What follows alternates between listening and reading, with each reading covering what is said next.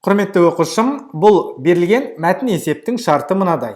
Берілген 3 таңбалы санға сол жағынан 8 цифрын тіркеп жазып, сонда шыққан 4 таңбалы санға 385-ті қоссақ, онда қосынды берілген 3 таңбалы саннан 40 есе артық болады. Осы санды тап. Мұқият ойланып аламыз. 3 таңбалы сан берілген, оның сол жағына. Мысалы, 3 таңбалы санды мысал ретінде мынаны алайықшы. 205 болсын. Бірақ әлі жауап деген сөз емес, жай тексеріп көріп жатырмыз. 205 болса жауап. Онда сол жағынан 8 цифрын тіркеп. Яғни, мына жерге біз 8-ді қосамыз деген сөз. Сонда міне, 3 таңбалы сан болды. Сол жағына, алдына 8-ді тіркеп жаздық. Сонда 4 таңбалы сан пайда болды. Осы 4 таңбалы санға 385-ті қоссақ, қосайық 385-ті. Онда не шығу керек дейді? Онда берілген 3 таңбалы саннан, мына 205-тен 40 есе артық сан шығу керек. Яғни 40-қа көбейтеміз. Егер осы теңдік орындалса, жауабы 205 болады деген сөз. Бірақ 205-тің орнында басқа да жауап болуы мүмкін. Қазір соны шығарамыз. Түсінікті, Енді біз былай істейміз. Мына жерден берілген 3 таңбалы сан бар. Оның алдына 8 цифрын тіркеп жазсақ, қандай сан пайда болады?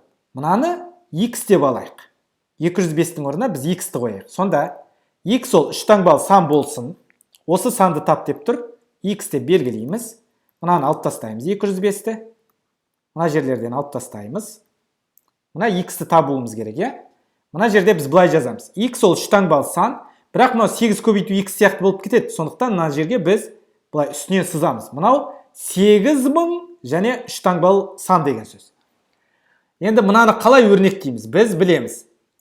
Мынау 8000 қосу x деп жазуға болады. Сондықтан алдына 8 цифрын қосу деген сөз, ол 8000 қосу x деген пайда болады. Мысалы, 8205 болған кезде 8000-ға жаңағы 205-ті қостық деген сөз, Мына 4 таңбалы санды біз осылай жазып алдық.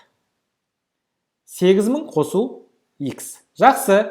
Қосылған 385 есептің шарты бойынша ол тең болу керек. Бастапқы 3 таңбалы саннан x-тан, мына жерге x-ті қойдық, 40 есе артық болу керек. Міне, осындай қарапайым теңдеу шығып тұр. Біз не істейміз? Біз мына жерде мына x-ті оң жаққа көшіреміз, минус x деп. Одан кейін 8000-ға 385-ті қосып аламыз. 8385 тең. Мынау 40x азайту 1x. 39x деген сөз. Сонда x-ті қалай табамыз? Әрине, 8385-ті 39-ға бөлеміз бағанда. X тең. Бағанда бөлетін болсақ, 8385 бөлі 39. 215. Бұл бізде x тең 215. Біз ойлаған берілген 3 таңбалы сан болды. X тең 215 екен. Жауабы D болады. Енді тексеріп көрсек орындалу керек. Мына жерге x-тің орнына 215-ті қоямыз. 8215-ке біз қосу керек. Біз көрдіңіз ғой? 8000 қосылған 215 деген сөз. 385-ті қоссақ, 215-ті 40-қа көбейткенмен бірдей болу керек.